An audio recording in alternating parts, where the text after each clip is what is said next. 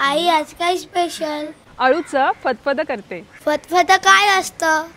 तू फक्त खायचं काम कर. हा चालेल. अळूचं फदफदं बनवण्यासाठी मी इथे 15 ते 20 अळूची पाने घेतली होती.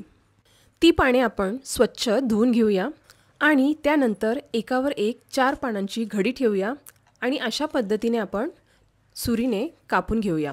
अशा पद्धतीने आपलं कापून झालं की त्याचं आपण रोल करून घेऊया आणि नंतर त्याला अशा पद्धतीने दुमडून घेऊया आणि बारीक चिरून घेऊया.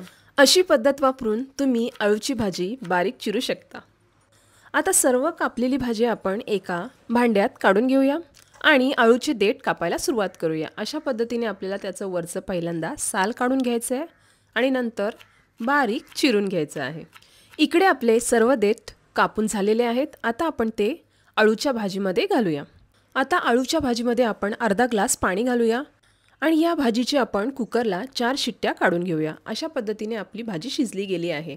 आता त्यात पाव वाटी भाजलेलं बेसन, अर्धी वाटी चिंचेचं पाणी आणि 1.5 इंच गूळ घालूया. आता या सर्व साहित्यांना आपण मॅश करून घेऊया. यामुळे भाजीचा घट्टपणा पण एकसारखा होतो आणि गुठल्यासुद्धा राहत नाही. इकडे आपण अळूच्या भाजीसाठी पाव वाटी ओले पावटे, पाव वाटी भिजवलेली चणा डाळ आणि अर्धी वाटी भिजवलेले शेंगदाणे यांना सुद्धा आपण कुकरला लावून 2 शिट्ट्या काढून घेऊया. इकडे आपले कडधान्य सुद्धा उकडले गेलेले आहेत आणि चांगले शिजले देखील आहेत. आता कढईमध्ये 2 ते 3 चमचे तेल घालूया. त्यामध्ये 1 चमचा मोहरी, 1 चमचा जिरं, पाव चमचा मेथी दाणे, चिमूटभर हिंग आणि कढीपत्ता घालूया.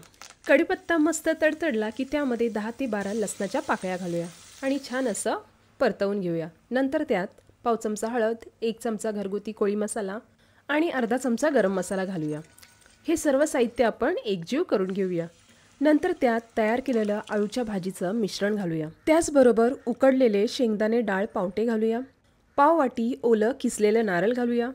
चवीपुरतं मीठसुद्धा घालूया. आता घातलेले सर्व साहित्य आपण एकजीव करून घेऊया. अळूच्या वडीची पानं आणि अळूच्या भाजीची पानं ही वेगळी असतात.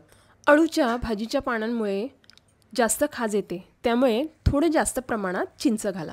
आपली इकडे 10 मिनिटे झाकण देऊन झालेली आहेत आणि भाजीला मस्त अशी खदखदून उकळी आलेली आहे आणि आपली ही अळूची भाजी तयारसुद्धा झालेली आहे. अळूच्या फदफद्याची भाजी ही पावसाळ्यात खायची मज्जाच वेगळी असते. मस्त त्यात ताज्या ताज्या रानभाज्या श्रावणात खायला मज्जाच येते. अळूच्या फदफद्याची भाजी एकदम साधी आणि सोपी पण खायला एवढी टेस्टी लागते ना. जर तुम्हाला अळूच्या फदफद्याची भाजी आवडली असेल तर सबस्क्राईब करायला मात्र विसरू नका. अशाच नवीन रेसिपीसाठी पुन्हा भेटूया. धन्यवाद.